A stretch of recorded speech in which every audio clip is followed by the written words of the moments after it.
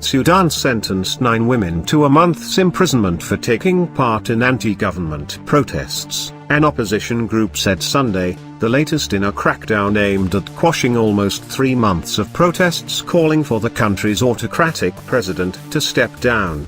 The emergency court in Khartoum, which handed down the verdict on Saturday, also ordered 20 lashes for each woman but then waived the flogging, apparently giving in to pressure from the women's families rallying outside the courthouse at the time, said the Democratic Lawyers Alliance. The alliance is part of the Sudanese Professionals Association, an umbrella organization that has been spearheading the anti-government protests across Sudan. Hundreds of protesters have been brought before emergency courts across Sudan for speedy trials over violating a state of emergency declared by President Omar al-Bashir in late February.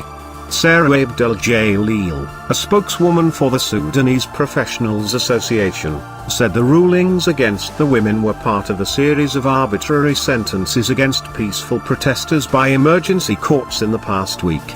The 9 women were arrested just hours earlier on Saturday, a day after al-Bashir ordered that all women detained in the protests be released to mark International Women's Day, March 8. Hundreds of protesters took to the streets in Khartoum and its twin city Omdurman to denounce the emergency laws, the Sudanese Professionals Association said. Footage circulated by activists online showed protesters marching and chanting "The people want the fall of the regime," echoing the popular slogan of the 2011 Arab Spring uprisings that briefly defied despotism in the region, but never made it to Sudan. The footage also showed clashes between protesters and security forces in Khartoum's old district of Bari.